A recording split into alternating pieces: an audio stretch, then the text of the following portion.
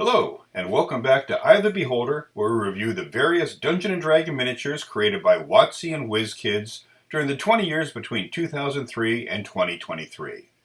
After finishing up with monstrosities last week, we're going to be delving into that staple of dungeon corridors and wandering monster rolls, the various jellies, oozes, and puddings D&D has given us since the mid-70s. Black puddings resemble a bubbling pile of thick black goo. It attacks by basically enveloping its target, constricting while an acidic secretion goes to work dissolving flesh, bone, and, eventually, armor and weapons. Slashing at it with edged weapons does little other than divide it into smaller, but still dangerous versions. WizKids gives us our first black pudding in 2017's Monster Menagerie 2 set. For obvious reasons, a glossy black is it for color, but the ingeniousness of this miniature is the pose. By setting it along the edges of the large base, it allows it to envelop a target on the playmat. See? A standard medium-sized mini fits nicely in the middle of the pudding. Score: Paint 13, Pose 22, Playability 17, Pizzazz 20, for a score of 72.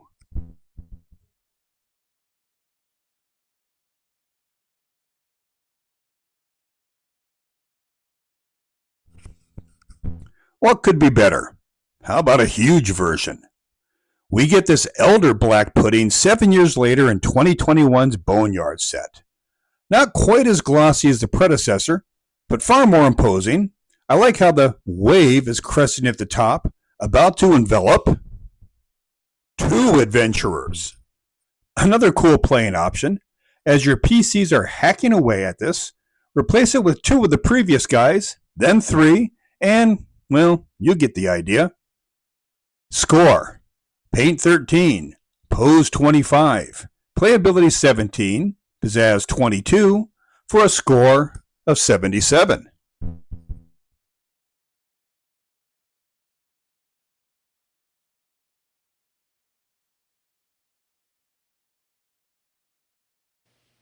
As everyone knows, various parts of the dragon have magical properties. As such, mages and alchemists are always experimenting with them. A failed alchemy resulted in dragon blood ooze. Created out of congealed dragon blood, it constantly tries to form itself into draconic form before collapsing upon itself. Fun fact, its breath weapon is just spitting itself at its opponents. Naturally, our only Dragon Blood Ooze mini comes from 2022's Fizzband's Treasury of Dragons set. The deep translucent red of the mini does a fabulous job catching the light, almost like it's glowing. Pose has it as described, trying to assume a draconic shape.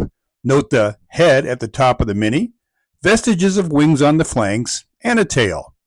It is pretty cool, but I'm not sure how often you'll need one, so score is Paint 15, Pose 17, Playability 10, Pizzazz 14, for a score of 56.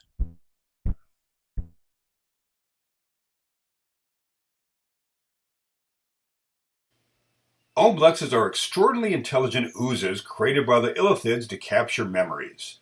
The mature elder Oblex is able to eat its victim's memories and eventually absorb enough of its forlorn target to create a simulacrum, which it then uses to lure others to the same fate. Fun fact, elder Oblexes are often found in the company of elder brains, providing it with additional memories and abilities. Our only Elder Obelix mini comes from 2021's Boneyard set. Set on a huge base, the translucent red of the ooze rises tall over most medium minis, forming itself into a rough column. Note the tendrils along the base, particularly how they attach themselves to the impersonation of the previous victim. Best way to use this in gameplay would be to approach the PCs with a nondescript NPC, lure them to where the Oblex wants them, then swap out the NPC for this guy. Score: Paint 20, Pose 23, Playability 15, Pizzazz 19, for a score of 77.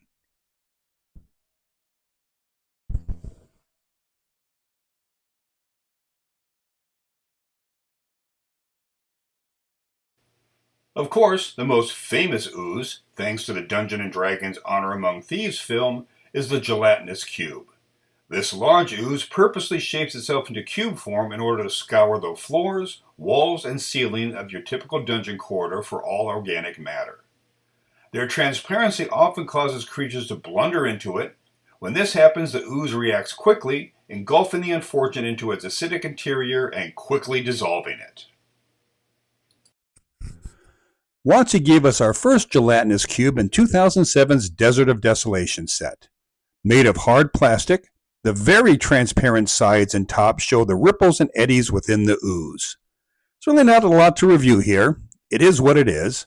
But I do remember how excited I was to get one and how much I enjoyed dropping it onto the playmat to the astonishment of my PCs, especially the one who just ran into it.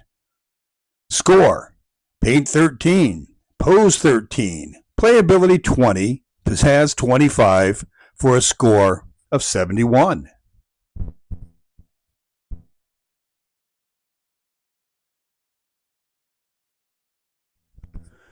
WizKids gave us their version of the gelatinous cube in 2016's Monster Menagerie set.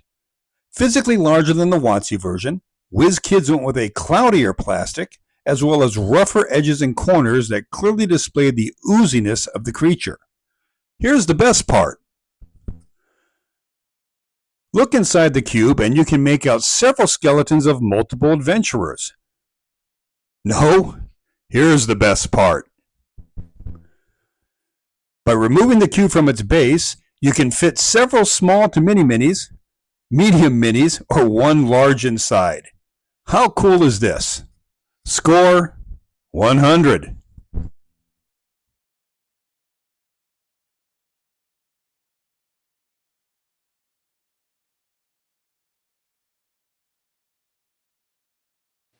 The gray ooze is perfectly camouflaged for dungeon settings. It resembles wet rock. As with most oozes, it attacks by striking with pseudopods to incapacitate its target, then moving to envelop and dissolve their prey with acid. Fun fact, as a gray ooze matures, it develops latent psionics, which it tends to unleash at other psions or spellcasters if no one is using psionics. WizKids gives us our first gray ooze in 2019's Waterdeep Dungeon of the Mad Mage set. Set in one of the more active poses we've seen so far from oozes, this one has formed multiple pseudopods to strike at its targets. Note how one has even shaped itself into a rough hand in order to grab at its prey. Detailing carries to the body, where more pseudopods can be seen forming. The color? Well, gray. Duh. Fun fact, gray oozes are one of the only types that attack in groups, and this many is a common, so, yeah. Score: Paint 12, Pose 16, Playability 18, Pizzazz 15, for a score of 61.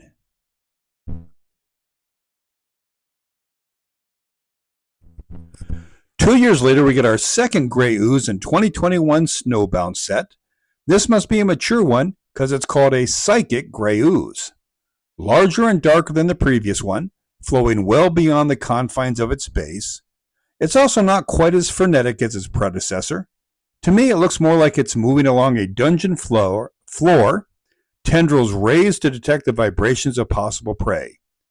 Oh yeah, it's a common too, so mix a couple of these in with your previous ones for a good gray ooze battle royal.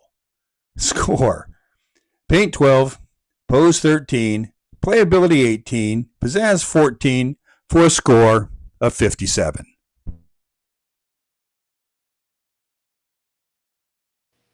Ochre jellies resemble giant amoebas and can reach up to 15 feet in diameter. You know the combat drill: slam, grapple, engulf, dissolve. Also, like black puddings, if you strike it with cutting weapons, you'll only end up with more, smaller, ochre jellies. This ochre jelly from WOTC's 2004 Archfiend set was the very first ooze miniature. Again, a small, large, but standard for the time. The most obvious and coolest feature of this sculpt is how it is in the middle of engulfing a hapless adventurer, with only the head still clear of the ooze as he fights against the inevitable. The highly glossy yellow of the ooze really captures the sliminess of the creature as well. Score: Paint 22, Pose 25, Playability 13, Pizzazz 22, for a score of 82.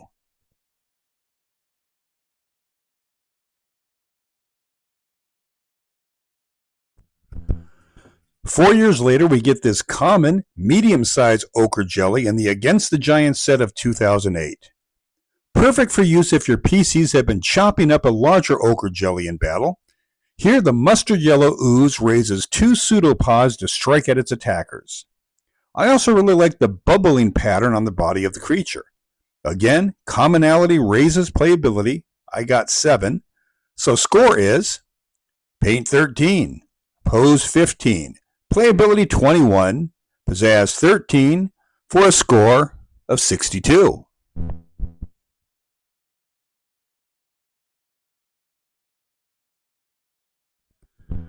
It takes 13 years before WizKids gets around to their version of an ochre jelly, but it was worth the wait.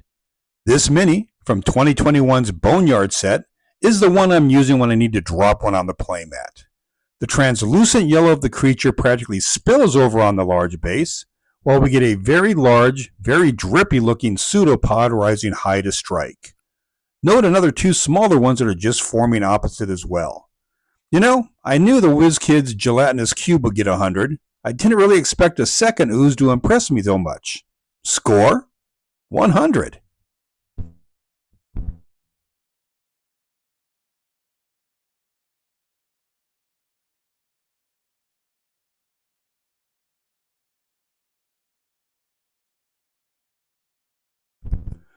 Our final ochre jelly mini is a bit of a pisser. From the Big Beat Presents Glory of the Giants set of 2023, we get this bag of jelly. Obviously set as a trap for unworried dungeon crawlers, we get an ochre jelly bursting out of an open sack, the green translucence of the jelly offset nicely by the mundane brown of the sack. And what a cool little detail to have a spillage of gold coins on the base. Score: Paint 18, Pose 17, Playability 11, Pizzazz 19, for a score of 65.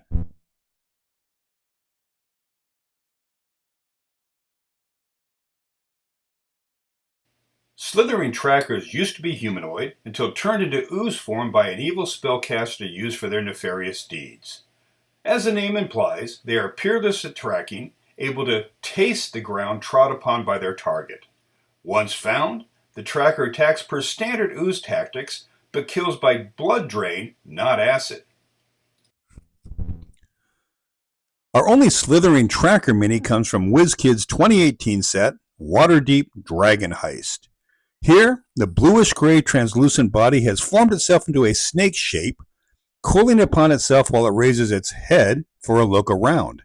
If you look closely at said head, you can see the remaining vestige of the humanoid that used to be. Playability is limited only by the DM's imagination. I can see lots of ways to use this to harass the PCs. Score: Paint 13, Pose 14, Playability 17, Pizzazz 15, for a score of 59.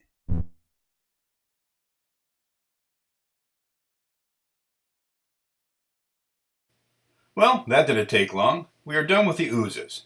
Thanks as always to all who watch. Please feel free to leave a comment or even subscribe. With our next video, we'll be looking at orcs, and as you can imagine, I have a lot to say about this. Until then, thanks again for watching Eye of the Beholder. See you all next week.